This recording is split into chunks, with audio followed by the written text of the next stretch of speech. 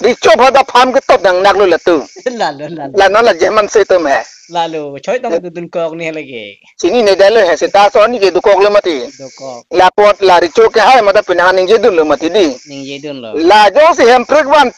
te dek lipute rico ta phang chi top du lu hada la tum social media lo chipaklang ke chiklo yon ni pen api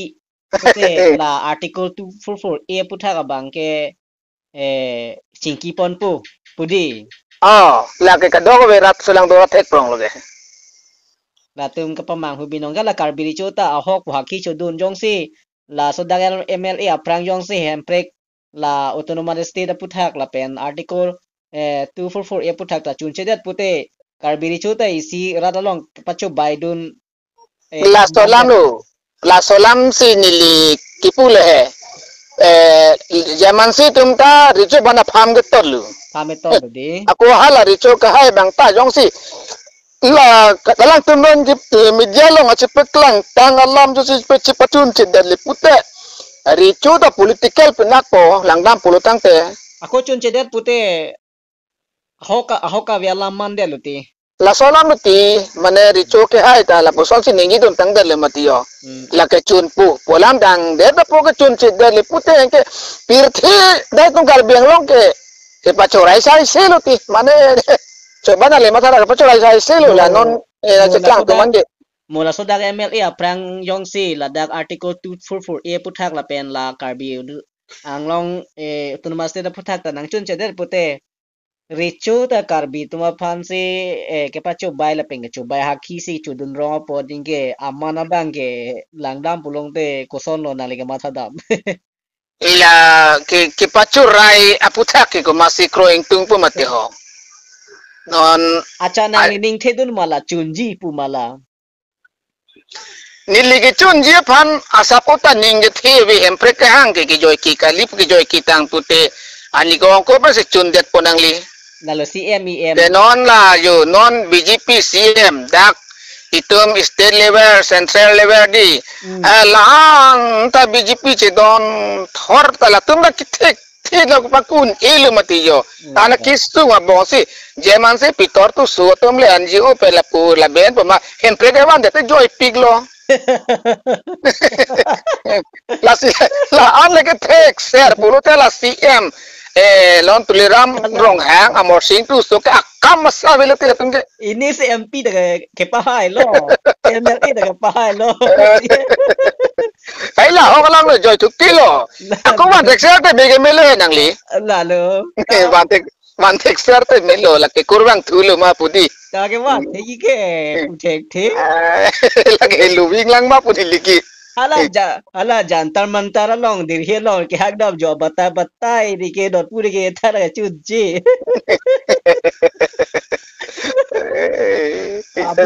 amun ni tumta he di jabang ke do ta bon na chubai sai se po ka ho ti ya pulo yo iklem tab lo tumta ba lem lo angke nona bang ko lang thun non mane BJP yan sta ko nona bang tunta pa parti ini nang nak lebu pana parti ya kim ya parti nipi ka te kai thoro ga do ni te ingne tuar lo kali ingne mi me hai sei mat di kar biang long pa ya la jeman sei tunge ala MP MLA tum an pe la dak CMEM tum an pa de ke satu man palu dan nak lu di lan no lanju po parti tengah ne la tum NGO tum ke aniom et ke la tum ke society andar mati la ke hada guwahati long se registration da kuri dam lo la da guwahati long se registration kuri mati la ke 1860 along la ke 1860 along ek pulong te NGO tum ke la ke society andar mati mene wo ke asuk wo ka asuk ke ron tang ho long hong asuk ke ron tang ho ok asuk ke ron tang ho hada lang ko na nama kupi mahla kidu ke la karala tunga phan piri ke ron pen cheng lok non pinya therang pen pun non pinya Adopik La atum hedi. kalang lo la hai na le kan ye da ma lama mu on ta kalang lo sitan li pini media lang ding ma thek lok lo hala BJP ba na tum bang kan je sing ne ka le le ke katimur ke phak ale ke lo kala mitan bune pune Oh. nit ke ne lo lo Kani BJP alam ke ahok hala tum ta hedi. Hala aban ke do BJP tum ko ani ke chupahai dun tum phan ke CMEM tum ta chithan the lo hala ki mi pini ko wa tum phan se hai tu turu turu ya tum hati. Lagi nek thur la nang li Kaling nek me. ala ba na tum mang si dialogue lo lagi Kaya may claim ta pig la non la BJP la sarkar kar kat bitik kat ke mang katimur ke pha alle ke long be than ko la te mang tong me than na ko la bang tong me thak lo ne ni li ta duri ne ke ya la kalau bang tong bit thano ne kalau bang tong ke timur phak lo ne. Tere ka alle ke ing tu ko le tere ka Tadi klaim na klaim ta pig aku la kar biang long no bang ka pamang humuji an ke pamang humuji. katimur ke pha alle ke long me than ba bang ing ning tung pi kang yang lo ning oi ong bon la so lang La pupo. La sinili langkar ju la jemasi tum ekdom kong rong pia tum hedi. che than la kong rong pi ta na li palle rong lo so na velo la social media bang ko pipi abu hi bandong wan uji ne ho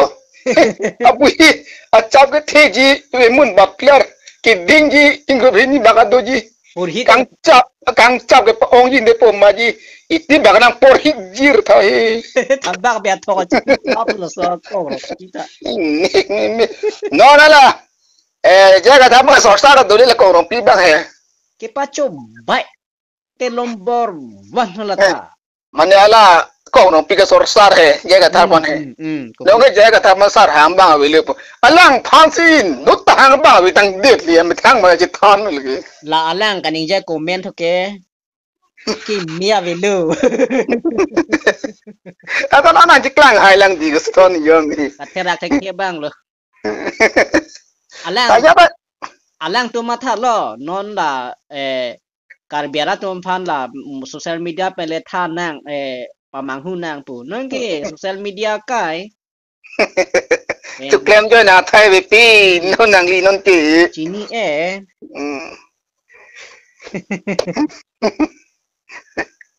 than ba ka be non la article 224 article 244 e pu tha ka non la ma chun pu tang ha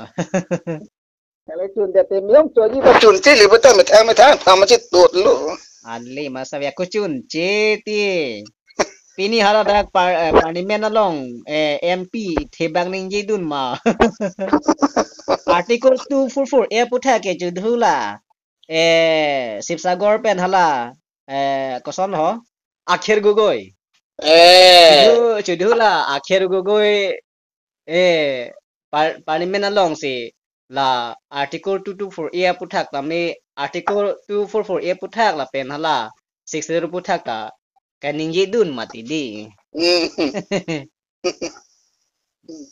ulo ngel ke la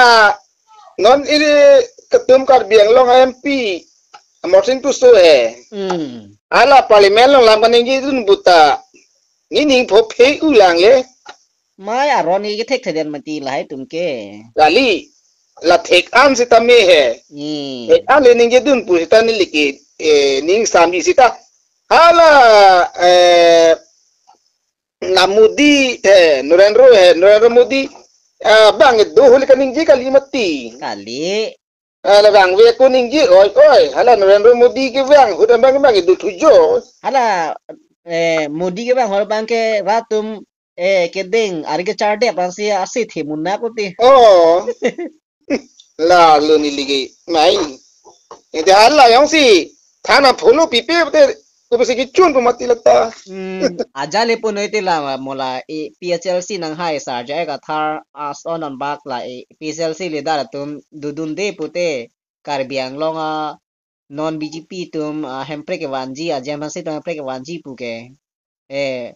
ta bye bye le ti nili loke la kula si la soni the ga be si lan ili tum pilma pi ri be di lum teglum si dal be posi paning ding ma ke la pu khai long ri phan ma tha dam lu pu tang te ran ka be te tum chi chak nang ko la pe chi chak un der lo na lo hapu BGP atum long le dun jita ju non ki dun atum lang non aban mat ki mi an lang che thak tu pe tu ching nek bo ma son pin nak lo mat ko pulun ti o la tum si hadak asam ki bidit amaya long si hemprik article 244 e puthak la pen tu master puthak ta chekyoni pen a phi hadak parliament long anta pon pu ga ching ki hemprik ke wan pu ge nek mi le mane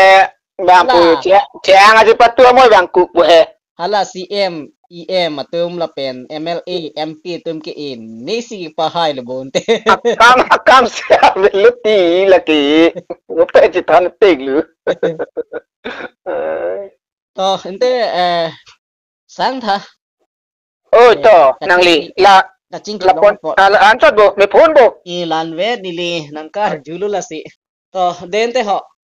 ôi to nang li